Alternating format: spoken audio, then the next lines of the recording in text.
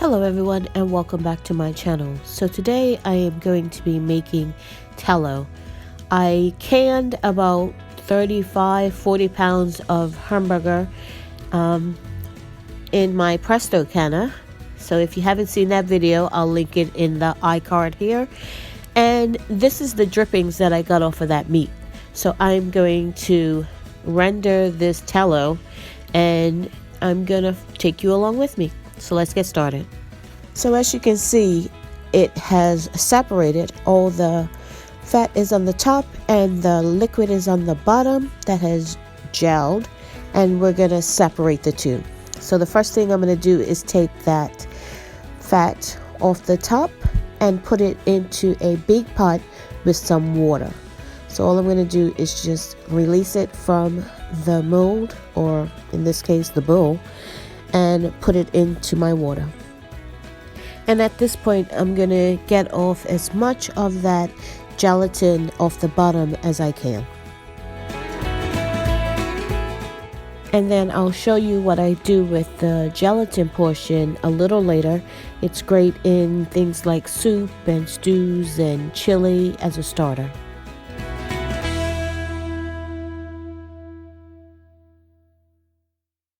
So I'm just going to let that melt away into the water until it comes to a rapid boil, and then I'm going to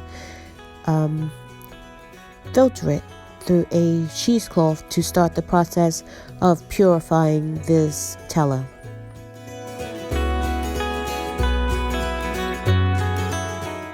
So this is going to be the first of many strainings through a cheesecloth, or as you will see a little later on, I'm going to use a dish towel that is only used for this sort of thing.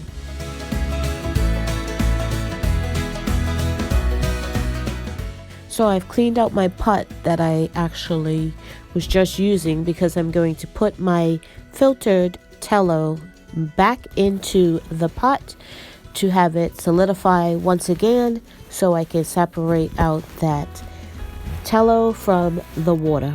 So you can see the tallow is at the top and the water is at the bottom, and you can actually see the solid pieces floating down through the tallow and into the water portion. So that's what I want to happen, and it's going to be easier to separate these two once that tallow is back solid.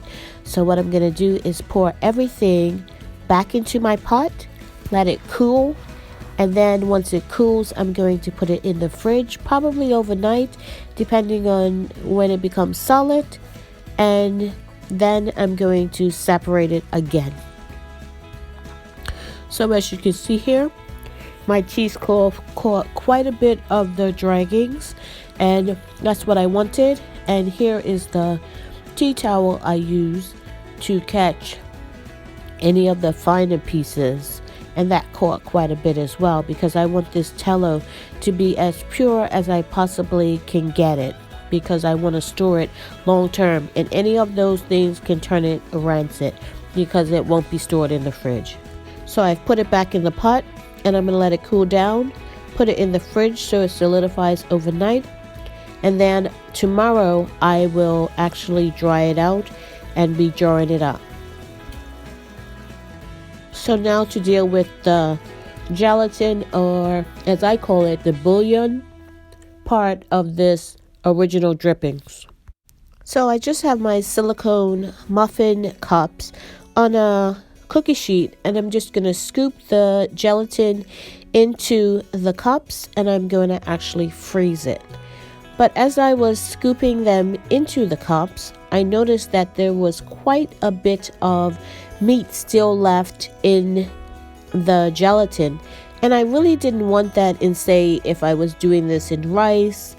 But I mean, it would be okay maybe if I was doing a soup or a stew or even chili, but for a rice I didn't want to have that. So what I did was I put it on the stove in a pot, and as you can see, there's quite a bit of meat left in the bottom of this, which I'm actually going to use for chili tonight. And I'm going to warm this up, and then I'm going to strain it in my little fine mesh strainer, get that most of that meat out of there, and then I'm going to just put it into my cups like I was doing originally. And as you can see, that is a good fair bit of meat left in there. So I'm going to, like I said, I'm going to keep that, and I'm going to make chili out of it.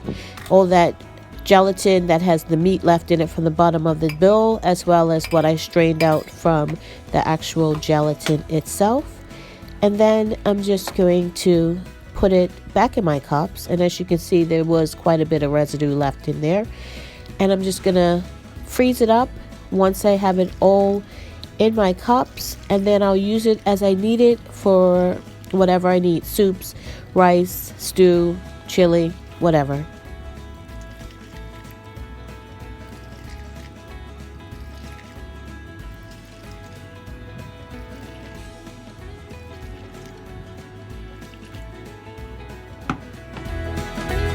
So it's the next day, and my tallow has solidified, and as you will see, the water is at the bottom. So now I'm going to separate the two, and I'm going to cook the water out of my tallow, and then I'm going to jar it up. So let's get this tallow out of the pot and into another pot, and this pot is going to be dry, and I'm just taking off any bits of residue or meat or anything I see here that is either on the top or the bottom of this tallow before I put it into my pot that I'm going to be drying the water out of it in.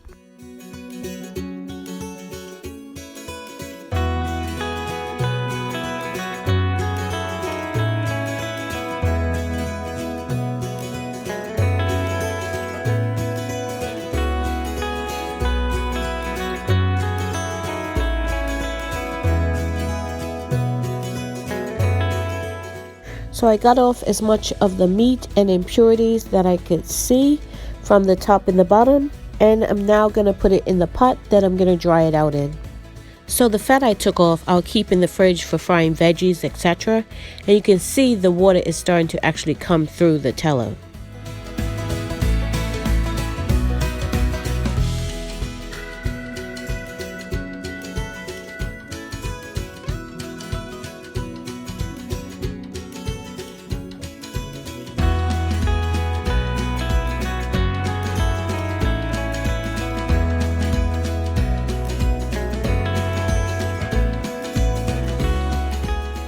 So now all my tallow is in the pot on low heat, and you can already see it is separating from the water.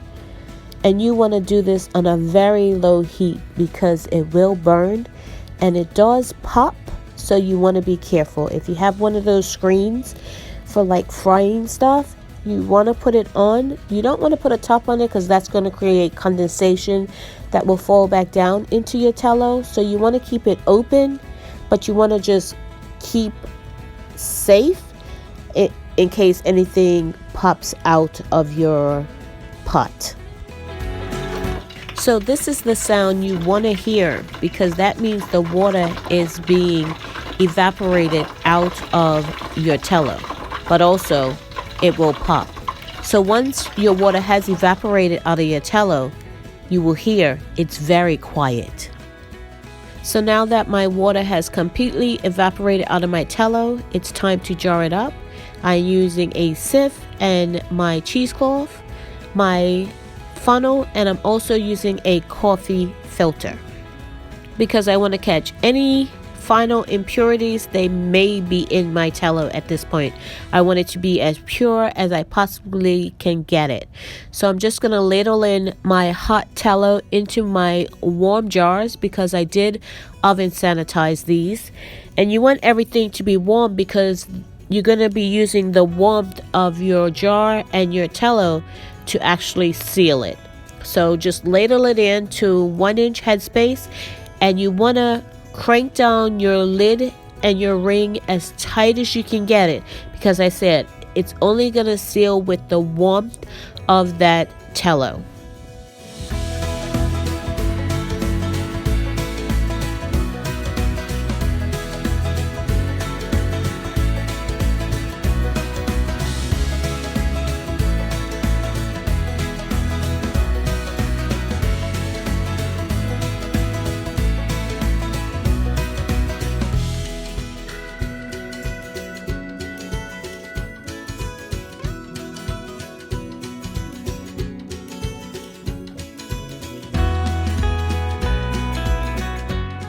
And don't forget to wipe your rims off with a damp vinegar towel. You want it to be damp, not wet, because that's going to help you get a tight seal as well. So remember, you want to tighten down your lid in your ring as tight as you can get it, because that's going to help you get a good seal.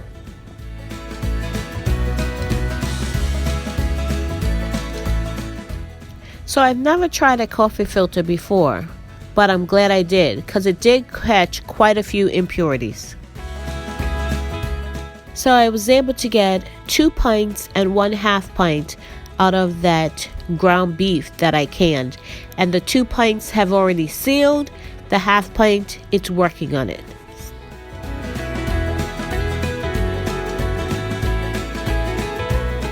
So this is the leftover tallow I have that I will put in my fridge and use up. And then this is the lard I did in your time a week ago, in my time yesterday.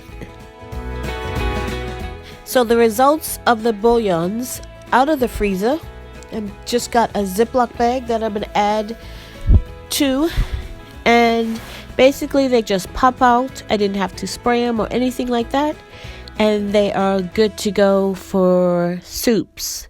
I've cooked rice in them. They just add a wonderful flavor to just about every and anything. Anything you can use for, say, water or a bouillon cube, you can use these for. And they store indefinitely in the freezer.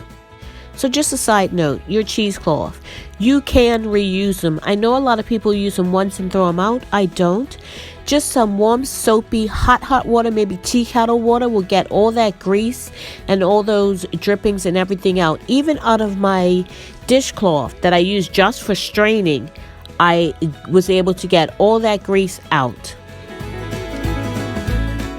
So I've had a lot of fat going down my drain the last couple of days, and I just want to keep everything flowing.